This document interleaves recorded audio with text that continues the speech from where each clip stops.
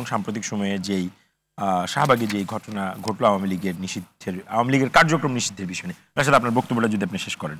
হ্যাঁ জি, আমি আরেকটি বিষয় বলি, সেটি হলো দেখেন ঠিক 2 দিন আগে আওয়ামী লীগের নিষিদ্ধের দাবিতে সবাই একসাথে আন্দোলন করলো।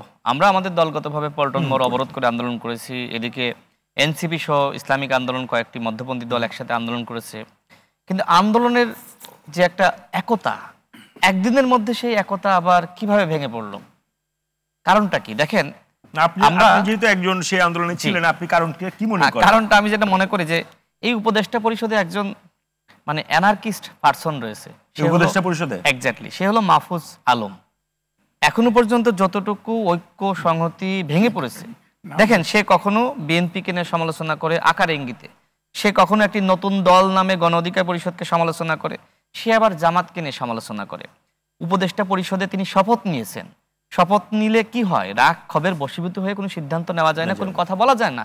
তার শপথ তিনি ভঙ্গ করেছেন, তার মানে ওই পদে নৈতিকভাবে তিনি আর থাকতে পারেন না। তিনি কিভাবে আসলে একের পর এক ফেসবুকে পোস্ট করেন এবং কিভাবে কি ভাষা শব্দ চয়ন, আমরা এই কারণেই তো এই ছেলেটিকে আমরা চিনি। এই জন্যই বলছি, আমরা কিন্তু আসিফ মাহমুদ তার এপিএস এর বিরুদ্ধে তো ব্যাপক দুর্নীতির অভিযোগ, এপিএস যদি দুর্নীতি করে সে কি সাধু বাবা, দায়িত্ব নেওয়া লাগবে। আমরা সেই সুরঞ্জিত সেনগুপ্তর কথা জানি, তার যদি মন্ত্রিত্ব চলে যায় আসিফের উপদেষ্টা পদ কেন যাবে না। দ্বিতীয়ত মাহফুজ আলম যেহেতু শপথ ভঙ্গ করেছে এবং সে বিতর্ক একের পর এক সৃষ্টি করছে, তারও এই পদে থাকার দায়িত্ব নেই।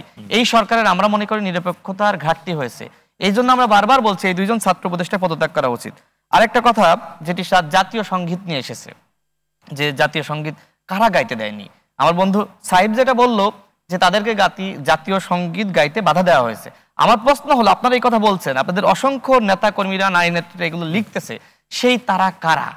আপনারা তো আমার কাছে মনে হচ্ছে জামাত শিবিরকে ইঙ্গিত করছেন, কিন্তু আমার জানা মতে, আমার কাছে যে তথ্য আছে, জামাত শিবিরকে সেখানে আপনারা ডেকেছেন, ইসলামী আন্দোলনকে ডেকেছেন, প্রত্যেকটা দলকে ডেকেছেন, আমাদেরকেও ডেকেছিলেন। আমাদের কথা হলো একটি আলাপ আলোচনা ছাড়া হুটহাট করে কেউ ডাকলে তো একটা পার্টি যেতে পারে না। আপা যেটি বললেন যে একটি পার্টি তো হুটহাট সিদ্ধান্ত নিতে পারে না, হ্যাঁ চল যায় রাজুতে যায়, চল যায় ইয়ের সামনে যায়, এগুলো তো একটা পার্টির কাজ না। একটা পার্টিকে একটা নিয়মতান্ত্রিক ভাবে চলতে হয়, সেই জায়গায় আমাকে তাদের ক্লিয়ার করা উচিত। আমার প্রশ্ন যে জাতীয় সঙ্গীত গাইতে আসলে আপনাদেরকে কারা বাধা দিয়েছে, নাকি আসলে একটি চক্রান্তকারী মহল একটি ষড়যন্ত্র তৈরি করেছিল, সে বিষয়ে আমি মনে করি আপনাদের উত্তর দেওয়া উচিত। আরেকটি কথা এসেছে যে গোলাম আজমের বাংলায় আওয়ামী লীগের ঠাঁই নাই, আসলে এগুলো কি আসলে পরিকল্পিতভাবে করা নাকি ষড়যন্ত্রের অংশ, সেইগুলো কিন্তু আপনাদেরকে খতিয়ে দেখতে হবে, দায়টাও আপনাদের নিতে হবে। কারণ কি, সবাইকে কিন্তু আপনারা ডেকেছেন। দেখেন এই অনুষ্ঠানে আপনি আমাকে ডেকেছেন, রাস্তায় যদি আমি অ্যাক্সিডেন্ট করতাম, কিছুটা হইলেও মানুষের কাছে একটা দায় আপনার কাছে যেত, আপনার অনুতপ্ত বোধ লাগতো। ঠিক সেখানকার যে ধরনের ঘটনা ঘটেছে, আপনি দায়টা না নিয়ে তদন্ত না করে আপনি কি করলেন, আপনি জামাত শিবিরের বিরুদ্ধে আপনি নিষেধাজ্ঞা শুরু করলেন। আজকে সমাবেশটা দেখেছেন, এনসিপির কার্যালয়ের সামনে সমাবেশটা, কিন্তু আমি রাস্তাতে একজন বড় একজন নেতার সাথে একটা বৈঠক ছিল, আমি সেখানে গিয়েছিলাম, ফিরতে এই জন্যই লেট হয়েছে। আমি কিন্তু দেখেছি সমাবেশের অবস্থা। জামাত শিবির যদি গত পরশুদিন আপনার সমাবেশে না যেত, ইসলামী আন্দোলন না যেত, অন্যান্য রাজনৈতিক দল না যেত, মাদ্রাসা শিক্ষার্থীরা না যেত, আপনি নিশ্চয় ছবি দেখেছেন, মাদ্রাসার ছাত্র সাদা পাঞ্জাবি, সেখানে সাধারণ শিক্ষার্থীরা কয়জন ছিল?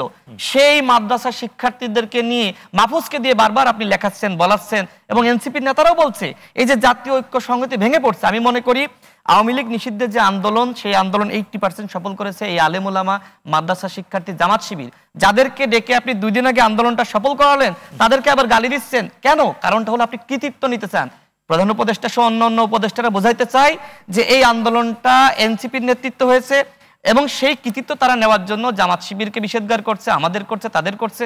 কিন্তু দেখেন, একটা জনদাবি ছিল আওয়ামী লীগকে নিষিদ্ধ করে, এটি মানতে হবে। কারণ যেহেতু আওয়ামী লীগ গণহত্যা চালিয়েছে, 2000 মানুষ শহীদ হয়েছে, যারা আন্দোলনে ছিল তারা কেউ কোনোভাবে বলতে পারে না যে বাংলাদেশে আওয়ামী লীগ রাজনীতি করতে পারে। সর্বশেষ আরেকটি কথা 30 সেকেন্ডে শেষ করি, মব জাস্টিসের কথা বলেছে, আমি বলবো মব জাস্টিস না, এটা মব ইনজাস্টিস।